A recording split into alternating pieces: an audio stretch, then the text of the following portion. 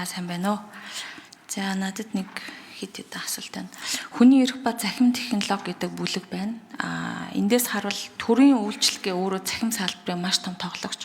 Төрийн үйл ажиллагааг авж байгаа төрийн үйлчлэгийг одоо хүртэж байгаа ихэнх хэрэгт нь бас л нөгөө ахмад настай хөгжлөмжлөлтөө хүмүүс нэлээх чинь эзэлнэ. Тэгэхээр энэ төрийн захим үйлчлэгээ бол нэлээд олон газар бас асуудалтай байгаа, хүртээмжгүй байгаа. Энэ талаар одоо ямар зохицуулалт шийдэл байгаа вэ? Энэ дүгнэлтэн дээр харахаар захим дээрлэхэлтийн асуудал руу илүү анхаарад яг төрийн үйлчлэгээ өөрөө захимаар хүрэхтэй холбоотой дүгнэлт их бага харагдаж байна л та. Тэгэхээр энэ дээр бас ямар зохицуултыг оруулах вэ гэж одоо санал асуумаар байна. За дараа нь тайлангийн 6 дугаар хуудсан дээр Хүний эрхийн үндэсний комиссийн стратеги болон гомдолд үндэслэн одоо энэ сэдвийг сонгодог юм байна гэж тайлбарласан байна. Би стратегийг хайгаад бас олсонгүй л дээ вебсайт дээр нь ямар стратеги байд юм бол гэдэг. За яагаад хайх гэж байгаа вэ гэхээр хөгжлийн бэрхшээлтэй хүмүүсийн асуудал одоо энэ стратеги дотор хэр их туссан байгааг харахыг хүссэн. Тэгвэл бас саналаа хэлэх боломжтой байгаад байдаг. Гэтэл ингээд олохгүй байгаа учраас надад тэн дээр хариу өгнө.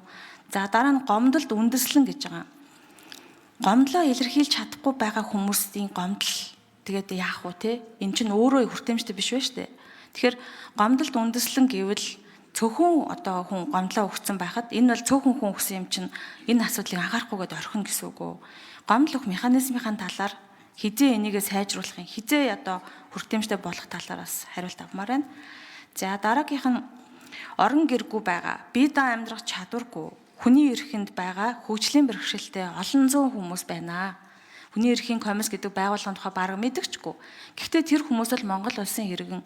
Тэгэхээр тэр хүмүүсийн эрхийг одоо хэн хариуцах вэ? Яах ёстой вэ гэдэг дээр нэг юм мэдээлэл авмаар байна. За дараа нь Монгол улсын хүний эрхийн үндэсний комисс болон нүүбийн хүний эрхийн зөвлөмжүүдэд удаа тусгагдаж ирсэн тодорхой асуудлууд байдаг.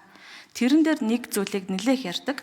Ялгуурлан гадуурхлын эсрэг энэ хууль тогтоомжийн хэрэгцээгээ одоо байна гэж ингээд дүгнсэн өгүүлбэрд яваад идэг. За та бүхэн бас мэдж байгаа. Тэгэхээр ялгуурлан гадуурхалт суурил хүнийг нас хүүс гадаад турах хөгжлийн бэрхшээл зэргээр нь суурлаад ялгуурлан гадуурхсан үндэстэй захим дээрлэхэлд чи яваад байна. Тэгэхээр цаашдаа энэ асуудал дээр бид даасан хууль тогтоомж юу н хэрэгтэй юу? Энэ дээр би хүний эрхийн комиссийн бас байр суурийг сонсохыг хүсэж байна. За хариулт өгье. Ажлын хэсгийн 10 дугаар микрофон. За захим хуваагдaltaй холбоотой асуултанд хариулт өгье. Сарамжлан гишүүнээ. Тэгэхээр хүний эрхийн үндэсний комиссийн одоо илтгэлд төрийн захимжилтын сайн жишээгээр орсон одоо ийм санаачлага бол ийм Монголиа систем. Өнөөдөр ийм Монголиа системд Улаанбаатар хотс өрөм газрын иргэдийн 57.3%, хөдөө орон нутгийн иргэдийн 55% нь холбогдсон байгаа. Үйлчлэгийг авж байгаа. Тэгэхээр үлдсэн 40% нь бол захим хуваагдалд одоо энэ үйлчлэгийг даруй авах боломжгүй захим хуваагдалд өртсөн иргэд дийлэнх нь байх магадaltaй. Тэгэхээр энэ хүмүүс төрийн үйлчлэгийг авах энэ бодлого нэгдүгээрт нь одоо арга хэмжээг бий болгох шаардлагатай гэдэг зүйлийг бол төрийн захимжилтын суур нөхцлүүдийг үнэлсэн хэсэг дээр бол бид онцгойлон анхааруулсан байгаа. За тэгэхээр энэ илтгэлийн 212 дугаар хуудсанд бол захим хуваагдал тэгш бус байдал гэсэн одоо асуудлаар ахмад насны хөгжлийн бэрхшээлтэй хүмүүс, орлого багатай иргэд, хөдөөгийн хүмүүсийн асуудлыг энэ дотроо ахмад насны хөгжлийн бэрхшээлтэй хүмүүсийн захим технологийн хүртээмжийн асуудлыг авч үзсэн Монгол улсад захим хуваагдал бодтойгоор оршин байна гэд хүний эрхийн үндэсний комиссаас гаргаж байгаа санал бол хүний эрхийн үндэсний комиссаас гаргаж байгаа санал би уншиж сонсгоё.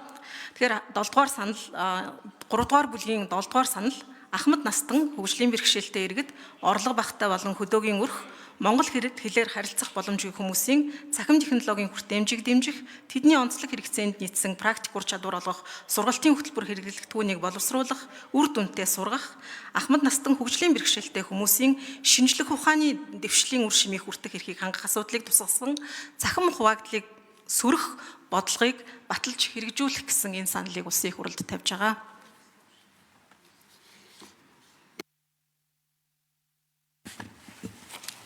За Дашцэрэнгийн их төвшин гишүүн асуулт асууж өг. Заавчлаарай. Ажлын хэсгийн 8 дугаар микрофон сүмжид дарга өглөө. Хариулт өгье. Саранжлан гишүүний 3 асуултанд нь хариулъя. Хүний эрхийн үндэсний комиссийн стратеги веб хуудсан дээр ил байгаа. Ер нь нууц биш мэдээлэл танд бас тусад нь хүргүүлээ. За гомдол дээр тулгуурлаж гэдэг нь ер нь зөвхөн манад ирсэн гомдол түүнээс гадна бусад байгууллагууд иргэдээс хандж байгаа асуудал ямар асуудлаар хамгийн их гомдол гарч ийн вэ гэдэгт нь дүн шинжилгээ хийж түүний үндсэн дээр бид нар боловсруулдаг юм а гэдэг санаа түүнээс зөвхөн манад ирсэн 1300 гомдлын хүрээнд л бид энэ асуудлыг авч үздэг биш.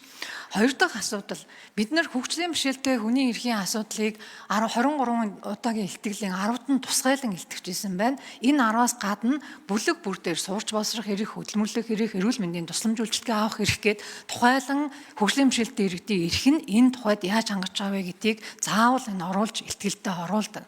За ер нь хүний эрхийн үндэсний комиссийн өөрийн стратегид нь байгаа зорилго 13 бүлэг байгаамаа. Энэ 13 бүлэг өөрсдийнхөө нэрийн өмнөөс гомдлоо гаргаад